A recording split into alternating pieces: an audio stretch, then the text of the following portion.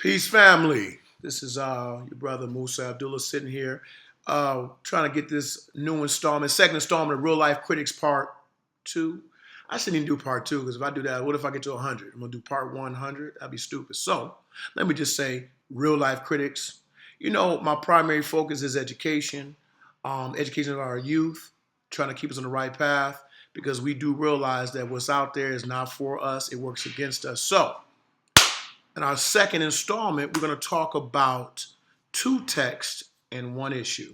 The first text we're going to talk about today, um, in actuality, it's a good text. I was pretty amazed. It's pretty interesting that I found a text called "If You Lived When There Was Slavery in America." Yeah, now I was like, oh, here goes some. This is about to be some fuckery. But I'm gonna be honest with you. I was pleasantly surprised at some of the honesties and depictions of this text. First and foremost, it's kind of lengthy to be honest with you. It doesn't lend itself for young children. That's probably why they left out some of the horrific atrocities of our sojourn in North America, South America, and the Caribbean islands. But it did actually talk about the difference between indentured servants and slaves. But I would like to say they did try to slip up and throw some fuckery in here, which I thought was hilarious. They said, what happened to Africans who were captured? Now, they showed us on the boat, all nice and cramped, you know, which is interesting because typically we were below deck. And they said that it was compared to a human toilet bowl, which is pretty rough. I like to say that, I get tired of the slave narrative. I want to talk about the rebellions, the riots, because we were not happy in slavery. I don't care how many stories they tell us about the happy slave. That was not a truth. That's a falsehood. It's a narrative so that it can ease white guilt. But they did try to throw some fuckery in here by saying more than 20 million Africans were captured, mostly by enemy tribes. Okay, stop. Let's stop with the narrative that we enslaved each other and then Europeans just happen to come around and say, hey, well, you got some people slaves. Can I take them too? I have family from Africa, and they tell you straight up, they say, we're so happy that you're back. And had we have known what you were going through, we would have come and got you. And that's a powerful statement to hear from somebody from the continent of Africa. So moving forward in the text, they did, where do American slaves live? They had a little breakdown talking about the plantation. They talked about the big house and the cabins. They actually talked about, they said, if you were lucky, you slept in a bed. If not, you slept on a dirt floor, on a mattress, or on some rags. They talked about how they rarely ate. They didn't have candles. It was very interesting. I was pleasantly surprised that even in white supremacist rhetoric, they found a way to give us some text that did speak a little bit to the atrocity, not really. I do believe, honestly, that they should talk about the raping, the murders, the beatings in depth. Because when you have the European Jew and they discuss their quote unquote Holocaust, they go into the ovens. They talk about the when they had to wear the star. They talk about the shootings, the mass killings, the experiments, so that the youth of their community never forget the atrocity. So they did actually have some good commentary. How do people get extra food? What would you eat? And I think what's very interesting is this one picture. I thought it was very, very interesting. It said, "What happened when slaves were sold?" And it says, "Imagine if someone could take your mom and dad away anytime they wanted. Imagine losing your sister or brother, maybe never seeing them again." And look at this illustration, which I thought was pretty interesting, to having a child's book written by Scholastic. I thought it was pretty interesting that they had that depiction. Now, I do think it's kind of interesting that he don't look that white. I think that's some little bullshit. That's bullshit, but we understand why that is. You can't exactly have too much whiteness being depicted as evil. When you would need a pass, of the slave patrol, all that stuff. What would happen if you didn't have a pass?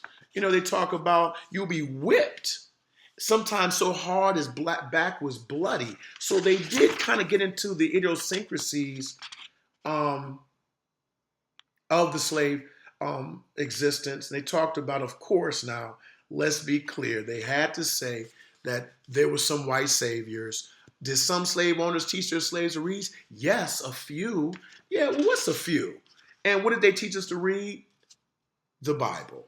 Of course, it taught us to read the Bible to keep us in servitude. So they say, why weren't other slaves allowed to read and write? Owners were afraid that their slaves could read and write. They would write fake passes. I thought that was interesting. They put that in there. They talk about the work.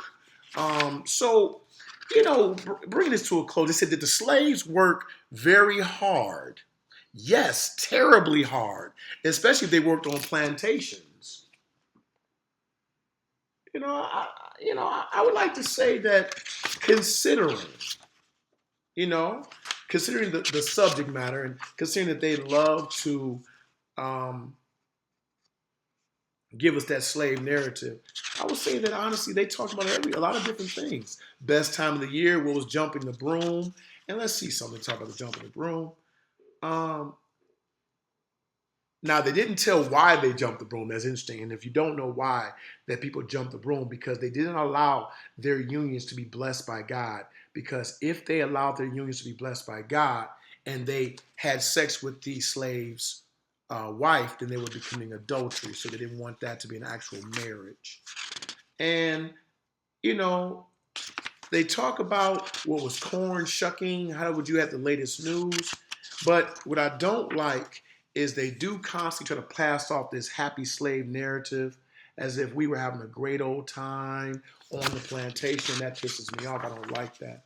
And they did talk about what is dangerous to run away. And all in all, I like to say that if you find that your child's school has this book, still be leery, be careful, because we do know white supremacy is real.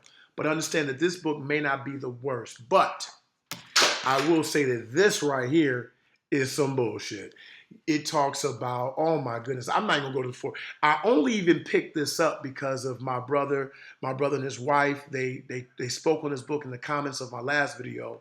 They talked about how it is nonsense, and it is nonsense. They talk about a family going to Canada from North Carolina and how, oh, they just couldn't do it without the slave master. He really wasn't a slave master, but one of the white supremacists. They could not do it.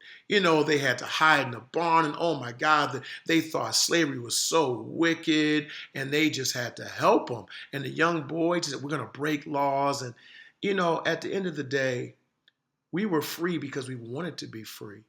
We were enslaved because we refused to fight. That's the end of the story. But the drinking gourd has you believing that the number of people that were free were because there were some white males or children that were like, yeah, let's free them. I'm sorry. This is a very popular book, but I would like this taken off. Let's start talking about our rebellion stories. Let's not always talk about the sojourn from North America to Canada or to Florida, which we rarely hear about, to Florida, because Florida was a free state owned by Spain. So instead of going all the way to Canada, they would go right to Florida, and there were tons of free slaves there. Now, the last topic I'd like to talk about quickly is for my brothers and sisters in my home state, my home city, Detroit, Michigan. Brothers and sisters, let me get straight to it. I know this is an old story, but I've just been dying to talk about it. I'm going to talk about Lauren Podell. I don't know if you know about Lauren Podell. She is a local NBC News reporter in Detroit, Michigan. She resigned on Monday after word got out about her use of the N word. She's 31 years old, and her statement was, I'm tired of reporting on these niggers killing each other in Detroit. Well, listen, I'm going to be very simple.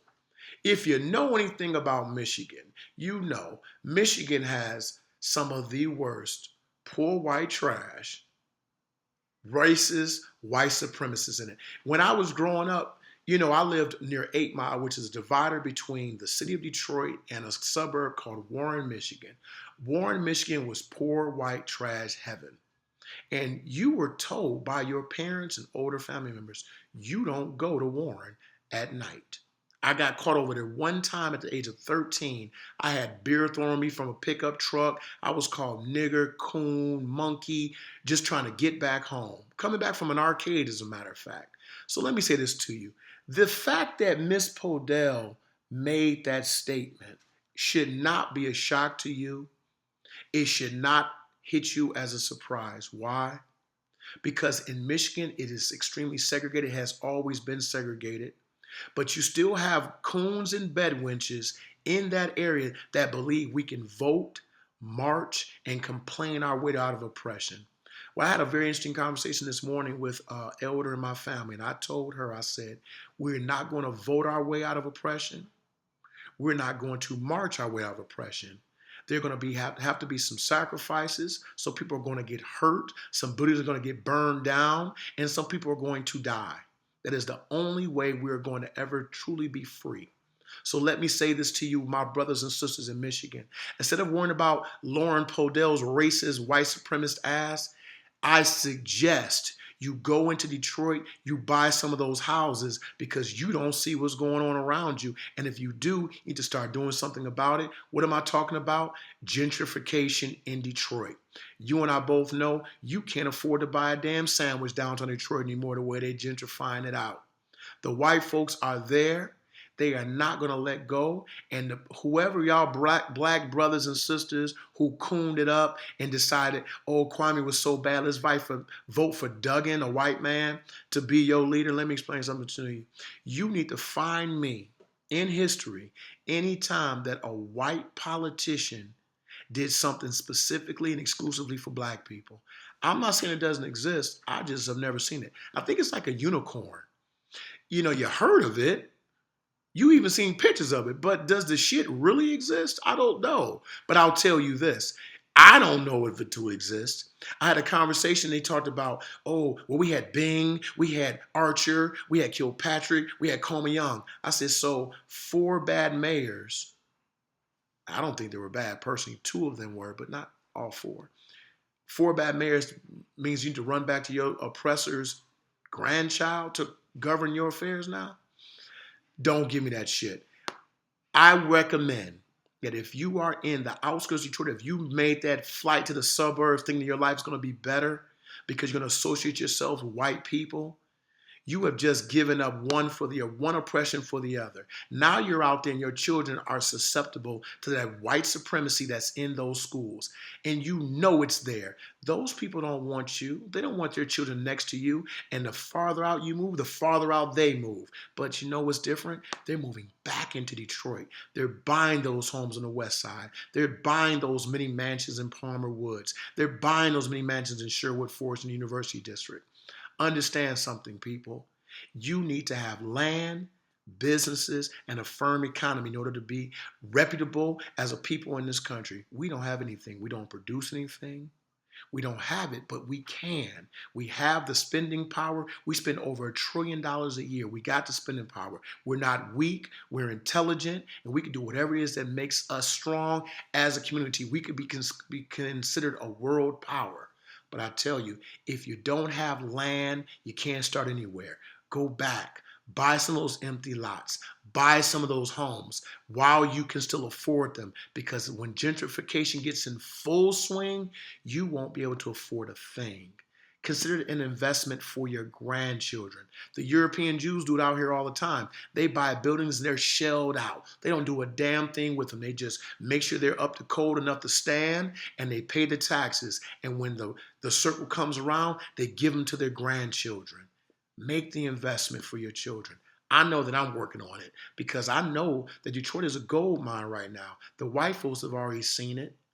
Chinese people have already seen it. They're buying up Detroit in droves. I've been hearing stories about Chinese investors buying up property by the boatloads, by the block.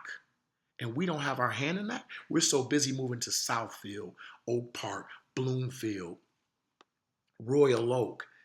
Those aren't our areas, brothers and sisters. We have a metropolis. We have an urban area that we can rebuild with our dollars and our sweat. So with that being said, I will always like to end by saying white supremacy is real. It's not a falsehood. It exists. But in order for us to conquer it, we got to come together. We can do this because all we have is us. With the recent Trump election, which again, I always like to say I am for because he has afforded us these conversations. I like to say that as long as we have ourselves and we have a person like that in office, we are in constant reminder that all we have is us. And as long as all we have is us, we can do nothing but go up because we're a powerful, mighty people. All right? Much love to the family, peace and power, and remember, this is Real Life Critics. Thank you.